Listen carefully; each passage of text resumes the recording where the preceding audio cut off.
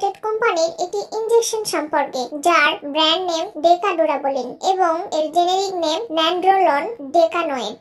ডেকাডুরাবোলিন এর সক্রিয় উপাদান হলো ন্যান্ড্রোনল ডেকানয়েড, যা একটি অ্যানাবলিক স্টেরয়েড। এটি ইনজেকশনের মাধ্যমে প্রয়োগ করা হয় এবং প্রায় 3 সপ্তাহ পর্যন্ত কার্যকর থাকে। এটি প্রোটিন সংশ্লেষণ বাড়িয়ে এবং নাইট্রোজেন ধারণ করে শরীরের পেশি বৃদ্ধিতে সহায়তা করে থাকে। ডেকাডুরাবোলিন আইএম ইনজেকশন কেন ব্যবহার করা হয়? এই ইনজেকশনটি স্থায়ী অ্যান্টিওপোরেসিস, হাড়ের ঘনত্ব কমে যাওয়া রোধে সহায়তা করে থাকে। মহিলাদের ছড়িয়ে পড়া স্তন ক্যান্সার প্যালিয়েটিভ থেরাপি হিসেবে কাজ করে থাকে। প্রোটিনের ঘাটতির ক্ষেত্রে বড় সার্জারি বা ট্রমার পর এটি ব্যবহার করা হয়ে থাকে। দীর্ঘস্থায়ী কিডনি ব্যর্থতা জনিত অ্যানিমিয়া ইত্যাদির ক্ষেত্রেও ব্যবহার করা হয়ে থাকে। অ্যাপ্লাস্টিক অ্যানিমিয়ার ক্ষেত্রেও ব্যবহার উপযোগী। সাইটোটক্সিক থেরাপির ফলে শ্রেষ্ঠ অ্যানিমিয়াও এটি ব্যবহার করে হয়ে থাকে। বৃদ্ধদের দীর্ঘস্থায়ী দুর্বলতা দূর করে থাকে। সার্জারি বা ট্রমার পর ক্যাটাবলিজম দূর করে থাকে।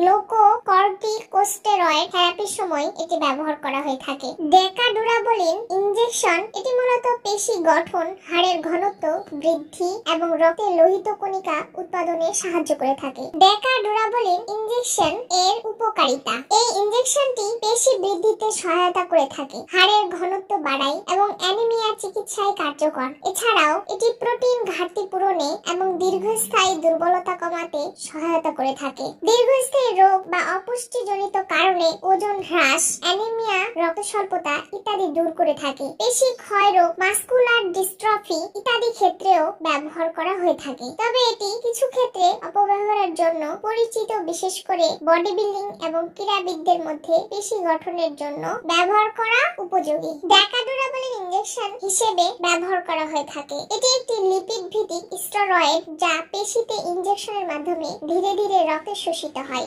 এটি মুখে খাওয়ার পরিবর্তে ইনজেকশন হিসেবে ব্যবহার করা হয়।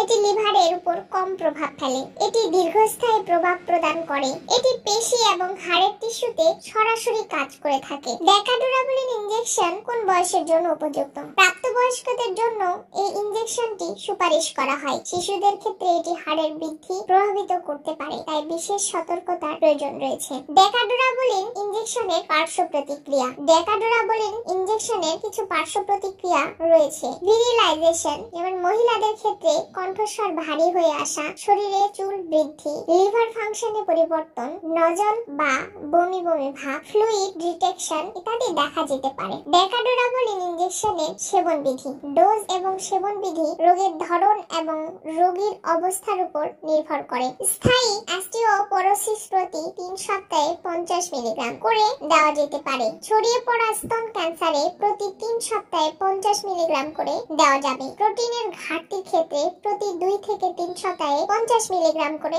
দেওয়া যাবে। কিডনি ব্যর্থতাজনিত অ্যানিমিয়ার ক্ষেত্রে প্রতি সপ্তাহে 50 থেকে 200 মিলিগ্রাম দেওয়া যেতে পারে। অ্যাপ্লাস্টিক অ্যানিমিয়ার ক্ষেত্রে প্রতি সপ্তাহে 50 থেকে 150 মিলিগ্রাম দেওয়া যেতে পারে। সাইটোটক্সিস থেরাপির ফলে শ্রেষ্ঠ অ্যানিমিয়ার ক্ষেত্রে প্রতি সপ্তাহে 200 মিলিগ্রাম করে দেওয়া যেতে পারে। বৃদ্ধদের দীর্ঘস্থায়ী দুর্বলতার ক্ষেত্রে 100 মিলিগ্রাম দেওয়া যেতে পারে। সার্জারি বা ট্রমার পর ক্যাটাবলিজম প্রতি 3 সপ্তাহে 25 থেকে 50 মিলিগ্রাম করে দেওয়া যেতে পারে। গ্লুকোকর্টিকোস্টেরয়েড থেরাপির সময় প্রতি 2 থেকে 3 সপ্তাহে 50 মিলিগ্রাম করে দেওয়া যেতে পারে। ইনজেকশনটি গভীর ইন্ট্রামাস্কুলার ইনজেকশন হিসেবে প্রয়োগ করতে হয়। সঠিক ডোজ এবং সেবন বিধি নির্ধারণের জন্য চিকিৎসকের পরামর্শ নেওয়া উচিত। ডেকাডুরাবোলিন ইনজেকশনের কিছু সতর্কতা ও পরামর্শ: গর্ভাবস্থায় এবং স্তন্যদানকালে এই ইনজেকশনটি ব্যবহার করা উচিত নয়। প্রোস্টেট বা স্তন ক্যান্সার পুরুষদের ক্ষেত্রে থাকলে এটি ব্যবহার করা উচিত না। Liver, kidney